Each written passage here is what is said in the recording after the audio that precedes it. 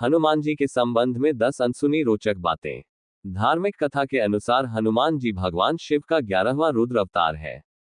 उनके जन्म को लेकर कहा जाता है कि जब विष्णु जी ने धर्म की स्थापना के लिए इस धरती पर प्रभु श्री राम के रूप में जन्म लिया, तब भगवान शिव ने उनकी मदद के लिए हनुमान जी के रूप में अवतार लिया था।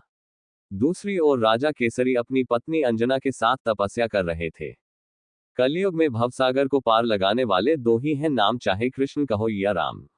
रामदूत हनुमान जी इन दोनों के ही सेवक हैं। ये दो नहीं, असल में एक ही हैं।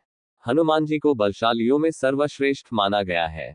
इस संपूर्ण ब्रह्मांड में उनके आराध्य और आराध्य के भक्तों के सिवाय उन्होंने कोई झुका नहीं सकता।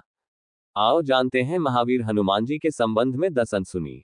1. क्यों प्रमुख देव है हनुमान? श्री राम की आज्ञा से हनुमान जी एक कल्प तक इस धरती पर रहेंगे।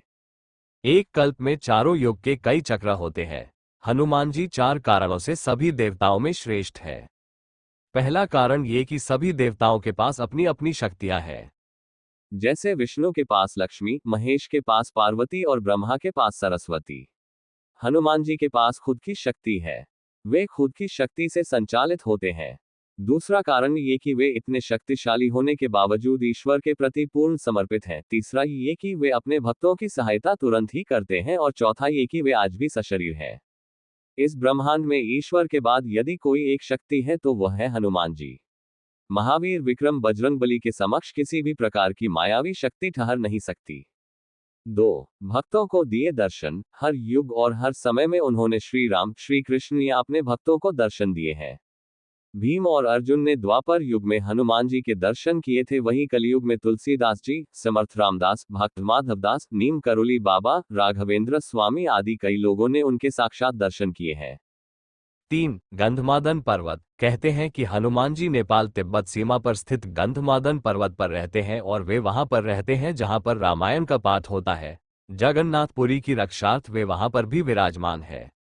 4. हनुमद रामायण। सर्वप्रथम श्री राम की कथा भगवान श्री शंकर ने माता पार्वती जी को सुनाई थी। उस कथा को एक कौवे ने भी सुन लिया। उसी कौवे का पुनर्जन्म काकभूषुंडी के रूप में हुआ। काकभूषुंडी ने भगवान गरुड़ को कथा सुनाई थी, परंतु वाल्मीकि रामायण से पहले हनुमान जी ने रामायण को एक शिला पर लिख दिया था। हनुमान जी ने एक शिला चट्टान पर अपने नाखूनों से लिखी थी। ये हनुमद रामायण के नाम से प्रसिद्ध है, परंतु बाद में उन्होंने वाल्मीकि जी की निराशा को देखते हुए इसे समुद्र में फेंक दिया था। 5. हनुमान जी के खास नाम। हनुमान के पिता सुमेरु पर्वत के राजा केसरी थे तथा उनकी माता का नाम अंजना था। इसीलिए उन्हें अंजनी पुत्र कहा जाता है। उन्हें वायु देवता का पुत्र भी माना जाता है, इसीलिए इनका नाम पवन पुत्र हुआ। उस काल में वायु को मारुत भी कहा जाता था। मारुत अर्थात वायु, इसलिए उन्हें मारुति नंदन भी कहा जाता है।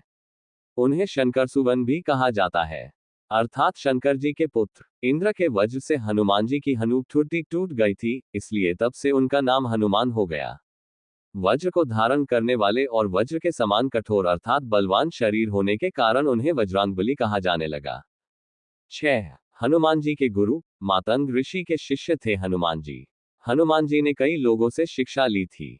सूर्य, नारद के अलावा एक मान्यता अनुसार हनुमान जी के गुरु मातंग ऋषि भी थे। मातंग ऋषि शबरी के गुरु भी थे। कहते हैं कि मातंग ऋषि के आश्रम में ही हनुमान जी का जन्म हुआ था। 7. हनुमान और राम जी का युद्ध। किंवदंती अनुसार भगवान राम का अपने भक्त हनुमान से युद्ध भी हुआ था। गुरु विश्वामित्र के निर्देशानुसार भगवान राम को राजा ययाति को मारना था। राजा ययाति ने हनुमान से शरण मांगी। हनुमान ने राजा ययाति को वचन दे दिया। हनुमान ने किसी तरह के अस्त्र शस्त्र से लड़ने के बजाय भगवान राम का नाम जपना शुरू कर दिया। राम ने जितने भी बाण चलाए सब बेअसर रहे। विश्वामित्र हनुमान की श्रद्धा भक्ति देखकर हैरान रह गए और भगवान राम को इस धर्मसंकट से मुक्ति दिलाई। 8.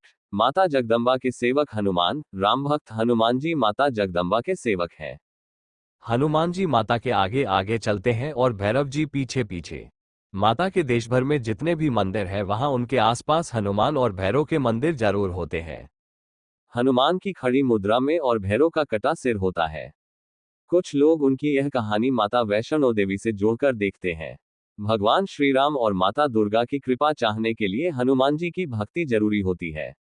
हनुमान जी की शरण में जाने से सभी सुख सुविधाएं प्राप्त होती हैं।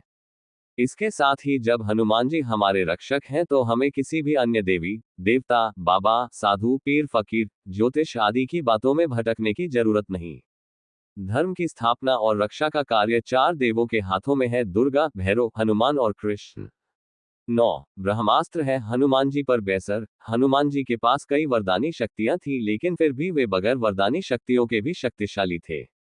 ब्रह्मदेवा ने हनुमान जी को 3 वरदान दिए थे, जिनमें उन पर ब्रह्मास्त्र बेअसर होना भी शामिल था, जो अशोकवाटिका में काम आया। 10 हनुमान जी को जब मिला मृत्युदंड। ऐसी भी किंवदंती है कि भगवान राम जब राज सिंहासन पर विराजमान थे तब नारद ने हनुमान जी से विश्वामित्र को छोड़कर सभी साधुओं से मिलने के लिए कहा। हनुमान जी ने ऐसा ही किया। तब नारद मुनि विश्वामित्र के पास गए और उन्होंने उन्हें भड़काया। इसके बाद विश्वामित्र गुस्सा हो गए और उन्होंने इसे अपना अपमान समझा। भड़कते हुए वे श्री राम के पास गए और उन्होंने श्री राम से हनुमान को मृत्युदंड देने की सजा का कहा। श्री राम अपने गुरु विश्वामित्र की बात कभी टालते नहीं थे।